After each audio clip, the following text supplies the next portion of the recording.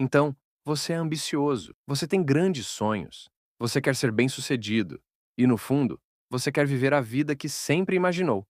Mas existe um problema. Você é preguiçoso. Você sabe exatamente o que deveria estar fazendo, mas mesmo assim não faz. E isso leva a um sentimento de culpa, porque lá no fundo você sabe que é capaz de muito mais. Essa culpa vai se acumulando. Dias, semanas, meses, até que com o tempo ela se transforma em aceitação. Você começa a aceitar que talvez seja assim mesmo. Então chega o ano novo, e com ele vem os mesmos objetivos do ano passado. No começo você começa forte, movido pela motivação e por um pouco de ilusão. Mas antes que perceba, a procrastinação aparece. Ela entra devagar, como aquele parente que sempre aparece sem ser convidado. Essa procrastinação constante acaba se transformando em um ciclo diário de preguiça. E quando você percebe, você já se rotulou como uma pessoa preguiçosa. Então a pergunta é: como quebrar esse ciclo e se libertar da procrastinação? Existem muitos vídeos na internet sobre isso, mas a maioria deles só trata os sintomas.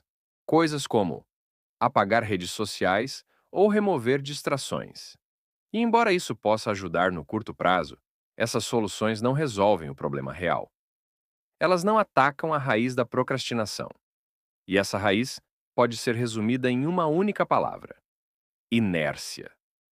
Na física, inércia é a tendência de objetos em repouso permanecerem em repouso e objetos em movimento continuarem em movimento, a menos que uma força externa atue sobre eles.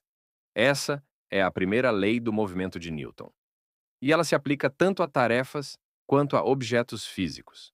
Começar qualquer tarefa, não importa quão pequena seja, exige um empurrão inicial e uma certa quantidade de energia para sair do estado de repouso. E esse é exatamente o problema. Nós tornamos esse empurrão inicial tão grande e tão difícil em nossas mentes que acabamos evitando a tarefa por completo. Em vez disso, nos distraímos com atividades que oferecem dopamina barata e prazer imediato. Então, para quebrar a procrastinação, primeiro precisamos quebrar a inércia. E existem duas formas de fazer isso. A primeira é entender que começar é a parte mais difícil. Então precisamos tornar esse começo o mais fácil possível, reduzindo as expectativas, dando o menor passo possível. Por exemplo, se você diz a si mesmo: eu preciso sentar e escrever um texto de 5.000 palavras, a inércia se torna enorme, porque a meta parece grande demais. Mas se você disser: eu só vou escrever 50 palavras, a inércia é muito menor. Agora, fica fácil começar, sem precisar depender apenas de força de vontade ou disciplina. Outra técnica muito popular é a regra dos 2 minutos. Se você não está com vontade de fazer algo, diga a si mesmo que vai fazer aquilo por apenas 2 minutos. E depois pode parar se quiser. Por exemplo, se você não quer arrumar seu quarto, coloque uma música, comece a limpar e pare quando a música acabar. O melhor de tudo é que, na maioria das vezes, você vai continuar por mais de 2 minutos. Ou vai acabar escrevendo muito mais do que 50 palavras. Isso acontece porque objetos em movimento tendem a continuar em movimento. Ou seja, depois que começamos a ganhar impulso. E esse impulso nos mantém em ação por mais tempo.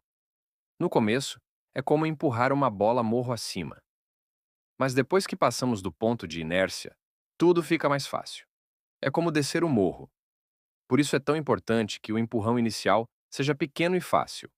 Em outras palavras, reduza as expectativas e comece com apenas 2 minutos. Você pode aplicar isso em qualquer área da sua vida.